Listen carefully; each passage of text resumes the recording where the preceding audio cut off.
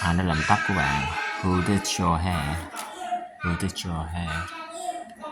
Luôn luôn có ngày mai. There's always tomorrow. Luôn có một lối thoát, luôn có cách giải quyết. There's always a way out. Luôn luôn có lần sau. There's always next time. Luôn luôn có hy vọng. There's always hope. Đó chính xác là nơi tôi sẽ đến. That's exactly where I'm going. Đó là chỗ bạn sai. That's where you're wrong. Đó là nơi lần đầu tiên tôi gặp cô ấy. That's where I first met her. Đó là nơi cuối cùng tôi nhìn thấy túi của mình. That's where I last saw my bag. Đó là khi trò chơi kết thúc. That's where when the game was over. Đó là khi tôi nhận ra có gì đó không ổn. That's when I realized something was wrong. Đó là khi tôi bắt đầu kinh doanh riêng. That's when I started my own business. Đó là khi tôi đã nhớ ra. That's when I realized. That's when I remembered. Đó là bởi vì tôi vừa thức dậy. That's because I just woke up. Because. Đó là bởi vì bạn không lắng nghe tôi. That's because you don't listen to me. Because. Đó là bởi vì tôi không cảm thấy nó. That's because I don't feel like it. Because tôi nghe nói bạn đến từ Pháp. I heard that you're from France. I heard you're from France. Tôi nghe nói bạn đã làm tốt tại tòa án. I heard that you did well in court. Tôi nghe nói bạn sẽ phẫu thuật vào ngày mai. I heard that you're having surgery tomorrow. Tôi nghe nói rằng bạn đã rất mong đợi. I heard that you're expecting. I heard that you are expecting. Bạn đã có rất nhiều cơ hội. You've got a lot of opportunities. Bác sĩ của bạn bị xẹp. You've got a flat tire. Bạn có đầu óc đó. You've got brains. Bạn không có lựa chọn nào khác. You've got no choice. Bạn thật ngọt ngào. You're so sweet. Tôi hỏi là bạn nên đổ rác này trước khi nó quá đầy. You had better dump this trash before it gets too full. Tôi hỏi là bạn nên hạ thấp tiêu chuẩn của mình. You had better lower your standards. Tôi hỏi là bạn nên ở lại cho đến khi nó kết thúc. You had better stay until it's finished. Bạn nghe có vẻ lo lắng. You sound worried. Bạn nghe có vẻ buồn ngủ. You sound sleepy. Bạn nghe có vẻ hạnh phúc. You sound happy. Bạn nghe có vẻ say. You sound drunk. Bạn nghe có vẻ bệnh. You sound sick. Tôi nên đem theo gì không? Should I bring anything? Should I bring anything? Tôi nên nhạc nhạc nhỏ xuống không? Should I turn the music down? Tôi nên trả trước không? Should I pay in advance? Để tôi đưa bạn về nhà nha. Let me walk you home. Bạn không nên chơi trên đường phố. You shouldn't play on the streets. Bạn không nên mất bình tĩnh. You shouldn't lose your temper. Bạn không nên theo người lạ bất cứ đâu. You shouldn't follow strangers anywhere. Bạn không nên cho anh ấy mượn tiền. You shouldn't lend him money. You shouldn't lend money to him. Bạn nên lái xe cẩn thận. You should drive carefully. Bạn nên dọn phòng của mình. You should clean up your room. Bạn nên đi khám bác sĩ. You should see a doctor. Bạn có thể thấy nó khó chịu. You might find it unpleasant. Ý bạn là bạn không thể đến vào ngày hôm nay hả? You mean you can't come today?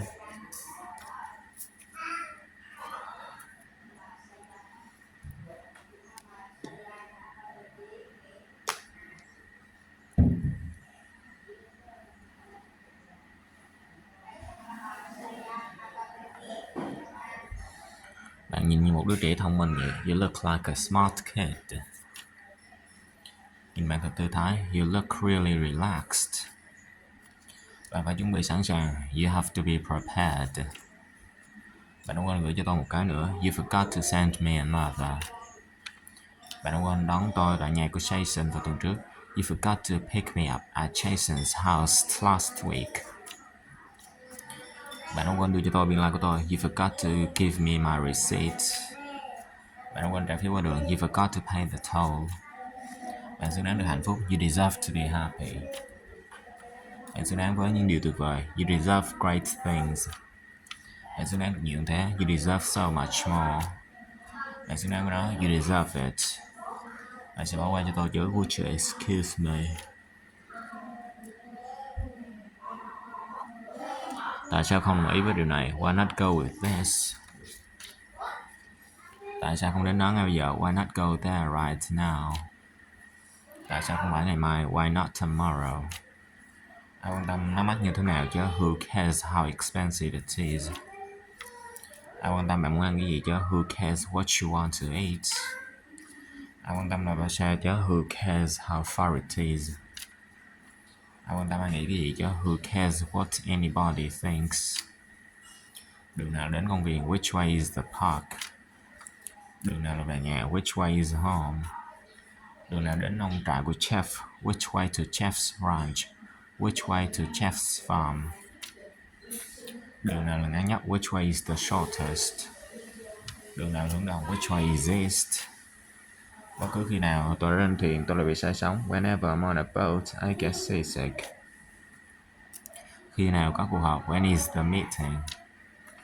Đám cưới diễn ra khi nào? When is the wedding? The wedding. Khi nào là sinh nhật bạn? When is your birthday? Khi nào là hạn chót? When is the deadline? Dù cho cái chuyện gì xảy ra đi chăng nữa thì cũng hãy bám sát tôi. Whatever happens, stay close to me. Dù cho anh ấy có nói gì nữa, chỉ còn bỏ nó là được. Whatever he says, just ignore it. Bạn có nói gì nữa thì câu trả lời cũng là không. Whatever you say, the answer is no. Bất cứ điều gì bạn muốn, chỉ cần cho tôi biết là được. Whatever you want, just tell me. Ý bạn là gì? What do you mean? What's your point? Mấu chốt của điều này là gì? What's the point of this? Cái gì khó hiểu ở đây? What's so good? What's so hard to understand here? Cái gì đặc biệt ở đây? What's so good about đó?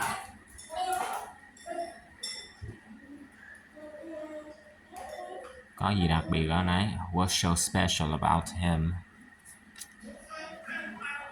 Có gì hay về nó? What's so good about it? What's so good about it? Nếu ngày mai tôi vẫn bị bệnh thì sao? What if I'm still sick tomorrow? Nếu tôi dậy trễ thì sao? What if I get up late? Nếu họ biết ai đã làm điều đó thì sao? What if they know who did it? Nếu chúng ta trễ thì sao? What if we are late? Còn việc thuê một thư ký mới thì sao? What about hiring a new secretary? Còn việc đi đường cao tốc thì sao? What about taking the highway? Chúng tôi sẽ không để điều đó xảy ra. We are not gonna let that happen. Chúng tôi sẽ không chờ đợi. We are not gonna wait. Chúng ta sẽ bị trễ. We are gonna be late. Khi tôi còn là một đứa trẻ, tôi thường gặp rất nhiều rắc rối. When I was a kid, I used to get into so much trouble. Họ sẽ phản đối đến cùng. They are gonna object the whole way.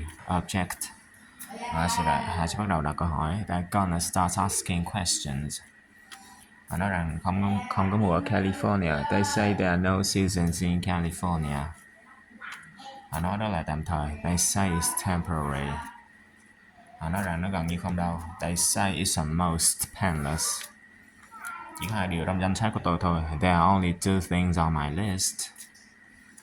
Chỉ còn lại một vài phần thôi. There are only a few parts left.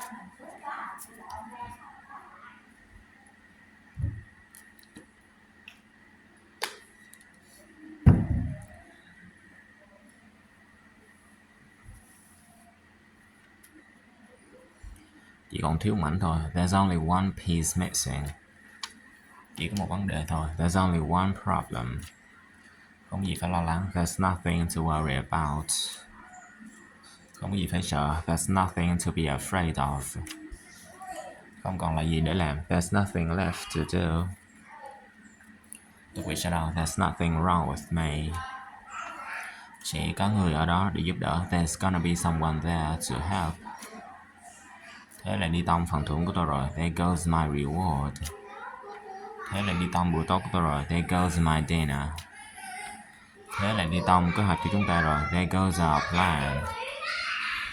Đó là lý do tại sao nó có vị rất ngon. That's why it tastes so good. Đó là lý do tại sao chúng tôi làm việc trễ. That's why we work late. Đó là điều mọi người nói. That's what everyone says. Everyone says. Đó là điều tôi muốn nhận được. That's what I want to get. Đó là cách cô ấy được nuôi lớn. That's how she was brought up. That's how she was raised. Đó là cách mà mánh khóe hoạt động. That's how the trick works. Đó là cách nó bắt đầu. That's how it starts. Nghe có vẻ như có rất nhiều công việc. That sounds like a lot of work. Nghe có vẻ là một thỏa thuận tốt. That sounds like a good deal. Điều đó thật nực cười. That's ridiculous. Cảm ơn nhưng tôi đã ăn tối rồi. Thanks but I have already had dinner. Cảm ơn nhưng có lẽ để lúc khác. Thanks but maybe another time. Cảm ơn đã giúp tôi hoàn thành dự án. Thanks for helping me finish the project. Cảm ơn vì đã cho tôi biết. Thanks for letting me know. Cảm ơn vì đã mời chúng tôi. Thanks for inviting us. Cảm ơn vì những bông hoa. Thanks for the flowers. Xin lỗi khi gọi cho bạn muộn thế này. Sorry to call you this late. Xin lỗi khi để bạn đợi. Sorry to keep you waiting. Xin lỗi để làm gián đoạn. Sorry to interrupt. Anh ấy nên trở lại trong một tiếng nữa. He should be back in an hour. Anh nên kết thúc sớm. It should be over soon. Hãy nhớ mua số đồ tạp hóa trên đường về nhà. Remember to pick up some groceries on your way home. Nhớ cảm ơn chủ nhà. Remember to thank the host. Không có gì có thể được thực hiện trong tình huống này. Nothing can be done in this situation. Không có gì có thể đi sai hướng được. Nothing can go wrong. Không có gì có thể ngăn cản cậu bé này. Nothing can stop this boy. Không gì có thể chia rẽ chúng ta. Nothing can separate us. Bạn đem lại cho tôi không có gì ngoài đau buồn. You give me nothing but grief. Cô ấy chẳng có gì ngoài một khuôn mặt xinh đẹp. She's nothing but a pretty face. Cô ấy không có gì ngoài rắc rối. She's nothing but trouble. Không ai có thể sánh được với khả năng nấu ăn của cô ấy. Nobody can match her cooking. No one can match her cooking. Không ai có thể chơi trống như Billy. Nobody can play the drums like Billy. No one can play the drums like Billy. Không ai có thể khắc phục điều này. Nobody can fix this. No one can fix this. Không ai cười trước những trò đùa của anh ta. Nobody laughed at his jokes. No one laughed at his jokes. Sẽ không ai để ý đâu. Nobody will notice. No one will notice. Một khi cô ấy đi rồi thì không còn thú cưng nữa. Once she's gone, no more pets. Không còn hỏi nào nữa. No more questions. There is no questions. Không còn lựa chọn nào khác. No more options. There is no choice. Không còn thịt nữa. No more meat. Hãy chắc chắn khóa cửa trước khi rời đi. Make sure to lock the door before leaving. Hãy chắc chắn rằng nước không quá nóng. Make sure that the water is not too hot. Hãy chắc chắn rằng bạn sẽ chia sẻ với anh em của bạn. Make sure you share with your brothers. Chúng ta đừng vội phán xét. Let's not be quick to judge. Chúng ta đừng vượt qua ranh giới. Let's not cross the line. Chúng ta đừng cãi cãi với nhau. Let's not hold grudges against each other. Giả sử rằng Larry không trở lại. Let's say that Larry doesn't return.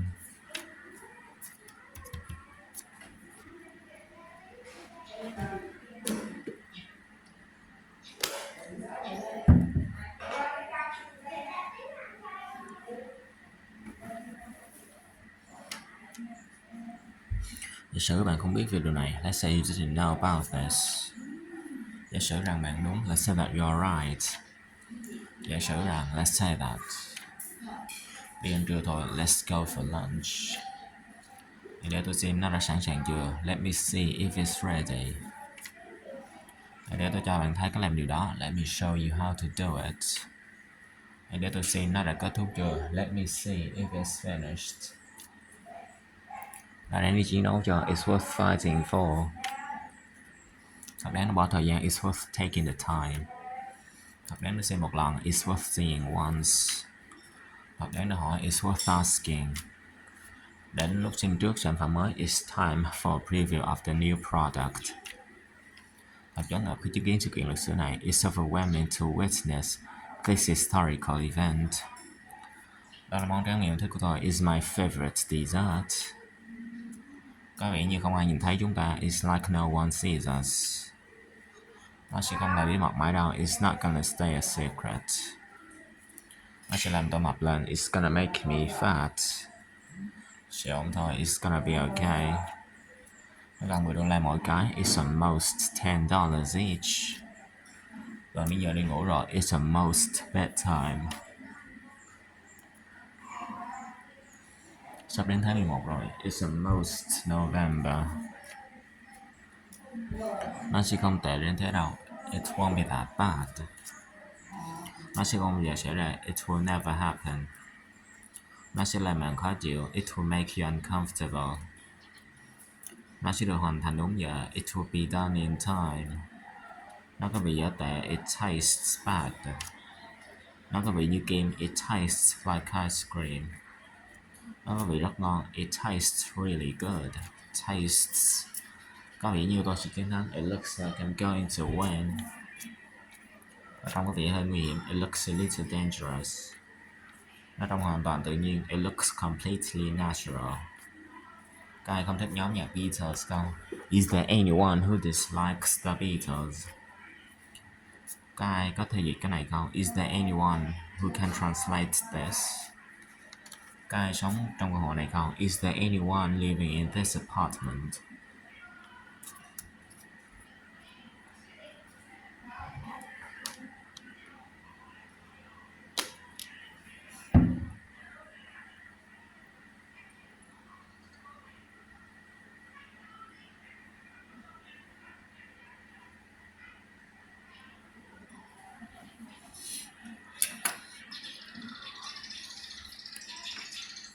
Các ai không đồng ý không? Is there anyone who disagrees? Đó là điều bạn nghĩ phải không? Is that what you think? Đó là điều bạn muốn không? Is that what you want? Các ai là bác sĩ không? Is anyone a doctor? Các ai đói bụng không? Is anyone hungry? Các ai có thời gian không? Is anyone available? Trong trường hợp tôi quên gọi cho khách hàng của tôi, hãy nhắc tôi. In case I forget to call my client, remind me. Trong trường hợp họ hỏi, hãy nói với họ rằng tôi không có đây. In case they ask, tell them I'm not here. Nếu có một điều tôi biết, đó là một kiện nói dối. If there is one thing I hate, it's a liar. Nếu có thời gian, tôi muốn xem viện bảo tàng. If there is time, I would like to see the museum. Tôi đã biết ông ta từ khi còn bé. I have known him since he was a kid. Tôi đã biết Mike từ lâu. I have known Mike for a long time. Tôi đã biết cô ấy được 10 năm rồi. I have known her for 10 years. Tôi đã nghe điều này nhiều lần trước đây. I have heard this many times before. Tôi nghe nói cô ấy rất đẹp. I have heard that she is very nice. Tôi đã nghe nói có một trận động đất đêm qua. I have heard there was an earthquake last night. Tôi đã câu cá trên thuyền. I have been fishing on a boat. Tôi đã chìm vào học tiếng Anh. I'm into studying English. Tôi gặp rắc rối. I'm in trouble. Tôi mắc cỡ khi hát trước công chúng. I'm embarrassed to sing in public. Tôi lo lắng về kết quả kiểm tra y tế của mình. I'm anxious about the results of my medical examination. Tôi nóng lòng muốn gặp cầu thủ chạy yêu thích của tôi. I'm anxious to meet my favorite baseball player. Tôi lo lắng về việc tham dự kỳ thi tuyển sinh đại học. I'm anxious about taking the university entrance exam.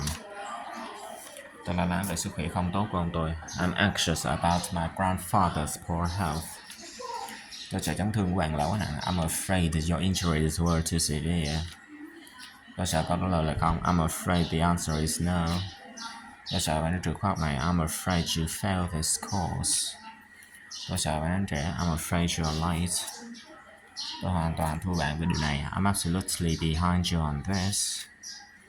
Tôi hoàn toàn chắc chắn. I'm absolutely sure. Lần sau tôi sẽ cẩn thận hơn. I'll be more careful next time. Tôi còn hỏi là tôi nên trở lại làm việc. I had better get back to work. Tôi còn hỏi là tôi nên đi sửa laptop của mình. I had better go get my laptop fixed. Tôi muốn một phòng bên hồ bơi. I would like a poolside room. Tôi muốn chỗ ngồi cạnh lối đi. I would like an aisle seat. Tôi tự hỏi khi nào nó bắt đầu. I wonder when it starts. Tôi tự hỏi những gì đã xảy ra đằng sau hậu trường. I wonder what happened behind the scene. Tôi tự hỏi họ có những lựa chọn nào. I wonder what kind of options they have. Tôi tự hỏi tại sao bạn từ chối lời đề nghị của anh ấy. I wonder why you refused his offer. Tôi thề tôi sẽ không bao giờ làm bạn thất vọng nữa. I swear I will never disappoint you again. Tôi thề tôi sẽ không bao giờ trễ nữa. I swear I will never be late again. Tôi cho rằng đó là cơ hội cuối cùng của mình. I suppose it's my last opportunity. Tôi cho rằng bạn cũng chưa nghĩ về đó. I suppose it's you haven't heard of it either. Tôi cho rằng nó không phù hợp. I suppose it's inappropriate. Tôi hối hận rằng tôi không nhận công việc. I regret that I didn't take the job. Tôi có lẽ không hoàn thành nó. I may not make it. Tôi biết bạn sẽ hối tiếc. I knew you would regret. Tôi có thể tin tưởng bạn. I knew I could trust you. Tôi biết bạn có thể làm được. I knew you could do it. You could do it. Tôi đã biết điều đó sẽ xảy ra. I knew that was going to happen. Tôi đã quên mất buổi tiệc chia tay của Janet. I forgot about Janet's going away party. Tôi cũng thấy rằng chúng ta đang đi sai đường. I feel that we are going the wrong way. Tôi cảm thấy tôi có lẽ đã làm điều gì đó sai. I feel that I may have done something wrong. Tôi cảm thấy bạn không tận tâm. I feel that you're not committed. Tôi tin rằng anh ấy đã tìm hiểu về những nghiên cứu bạn. I believe that he found out about your studies. Tôi cho rằng bạn đã quên cuộc hẹn của chúng ta. I assume you have forgotten our appointment.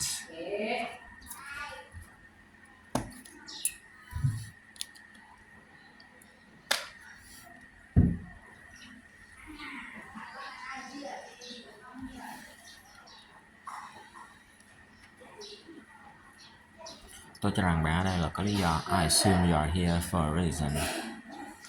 Tôi cho rằng bạn đang lảng tránh tôi. I assume you are avoiding me. Tôi đánh giá cao những gì bạn đang cố gắng làm. I appreciate what you are trying to do. Tôi đánh giá cao những gì bạn đã làm. I appreciate what you have done. Tôi đánh giá cao sự hỗ trợ. I appreciate the support. Tôi đánh giá cao lời đề nghị. I appreciate the offer. Tôi đánh giá cao lời khen. I appreciate the compliment. Tôi gần như đã bỏ cuộc. I almost gave up. Thật hào phóng làm sao? How generous. Thật buồn làm sao? How sad. Thật kỳ diệu làm sao? How marvelous. Thật thú vị. How exciting. Tôi có nhiêu thời gian? How much time do I have? Bao nhiêu người biết về điều này? How many people know about this? Bạn đã phỏng vấn diễn viên. How many applicants did you interview? Ánh sáng có thể đi được vào xa. How far can light travel? Bạn có thể chạy vào xa. How far can you run? Bạn sẽ chuyển pizza đi vào xa. How far away do you deliver pizzas? Đại bàng có thể nhìn vào xa. How far can eagle see? Thư viện có thể vào xa. How far is the library? Việc học lái xe của bạn như thế nào rồi? How did your driver training go? Trận đấu cuối cùng diễn ra như thế nào? How did the final match go? Cô ấy có vẻ khá ngại ngùng. She seems quite shy. Cô ấy có vẻ hào hứng về điều này. She seems excited about this. Cô ấy có vẻ hạnh phúc với công việc của mình. She seems happy with her job. Cô ấy có vẻ buồn bã. She seems upset. Hãy quên những công việc và tận hưởng niềm vui trước đi. Forget about work and have some fun. Hãy quên những gì đã xảy ra một lần trước đi. Forget about what happened the last time. Mặc dù tôi đang rất vội, tôi sẽ chờ đến. Even though I'm in a hurry, I will wait for them to arrive. Mặc dù ở trong đây đến 40 độ, tôi vẫn thấy lạnh. Even though it's 40 degrees in here, I'm still cold. Mặc dù đó là một ngôi nhà đẹp sẽ không cao mua nó. Even though that's a nice house, nobody will buy it. Ngay cả khi dự án thất bại, chúng tôi cũng sẽ thu được kinh nghiệm. Even if the project falls, we will gain from the experience. Ngay cả khi trời mưa, chúng tôi vẫn dự định sẽ đó. Even if it rains, we are planning to be there. Ngay cả khi bạn nói không, tôi vẫn sẽ làm. Even if you say no, I'll still do it. Đừng trở nên lo lắng, don't get nervous. Đừng trở nên nản lòng, don't get frustrated. Đừng trở nên tức giận, don't get angry. Đừng trở nên buồn, don't get upset. Đừng quá nhỏ mọn, don't be so petty. Đừng sợ thất bại, don't be afraid to fail. Đừng như một đứa trẻ nữa, don't be such a child. Đừng ích kỷ nữa, don't be mean. Nó có cần phải được hoàn thành trong ngày hôm nay không? Does it need to be finished today? Nghe có ổn không? Does it sound okay? Có thấy chặt quá không? Does it feel too tight? Nghe hợp lý không? Does it make sense? Nó có giúp giảm đau không? Does it help with the pain? Có ai đem theo một bộ dụng cụ sơ cứu không? Did anyone pack a first aid kit? Có ai tình nguyện không? Did anyone volunteer? Có ai thấy những gì vừa xảy ra không? Did anyone see what just happened? Có ai gọi cho tôi không? Did anyone call me? Có ai biết người nào chịu trách nhiệm không? Does anyone know who's in charge? Có ai cần sử dụng điện thoại không? Does anyone need to use the phone? Có ai có thể nói tiếng Anh không? Can anyone speak English? Tại sao bạn lại trở nên thiếu kiên nhẫn như vậy? Why are you getting so impatient? Tôi đang trở nên rất ốm và mệt mỏi với trò chơi này. I'm getting sick and tired of this game. Anh ấy dần thấy lo lắng. He's getting nervous. Tôi không có bằng chứng thực tế. I don't have any actual evidence. Có những người khác có liên quan ở đây. There are other people involved here.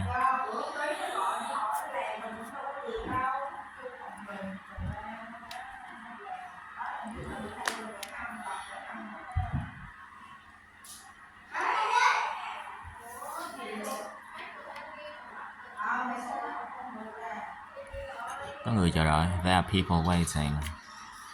Không có lựa chọn nào khác ngoài việc thay đổi. There is no choice but to change. Có cách nào tôi có thể đền bù cho bạn không? Is there any way I can make it up to you? Có cách nào để biết nó có thật hay không? Is there a way to tell if it's real? Có trạm xe buýt nào ở đây không? Is there a bus stop around here? Có ngân hàng nào ở đây không? Is there a bank nearby? Vẫn còn hy vọng, there's still hope. Tôi cần một số biên tập viên có kỹ năng. I need some skillful editors. Tôi cần nghỉ ngơi một chút. I need a break. Tôi đang giặt đồ. I'm doing the laundry. Tôi đang rửa chén. I'm doing the dishes. Tôi sẽ không nhận công việc. I won't take the job. Tôi sẽ chỉ ngồi dạo một chút thôi. I will just sit up for a bit.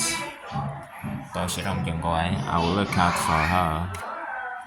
Tôi muốn ngụm nước. I want a sip of water.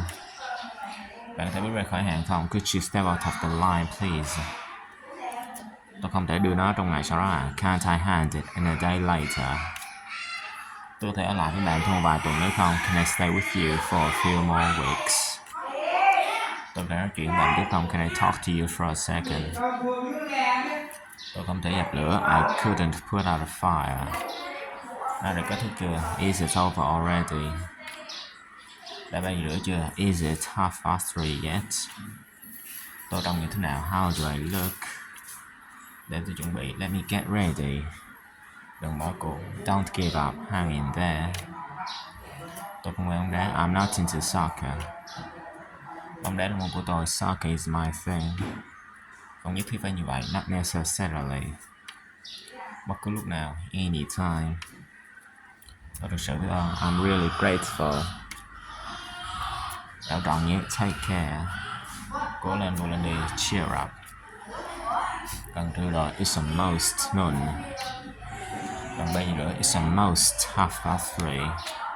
Bạn đang chờ đó hả? Are you waiting for someone? Bạn ấy sợ không? Are you afraid? Không dậm lên cỏ. Keep off the grass. Chúc đi vui vẻ. Enjoy your trip. Cảm ơn vì đã đến. Thanks for coming. Ngồi đi. Take a seat. Have a seat. Họ sẽ quay lại ngay. And they will be right back. Thử vòng ngay đi. Take a chance. Không phải mới đây. Not recently. Nhiều hơn thế. More than that. Tôi rất tiếc chúng tôi đã hết rồi. I'm sorry. We are sold out.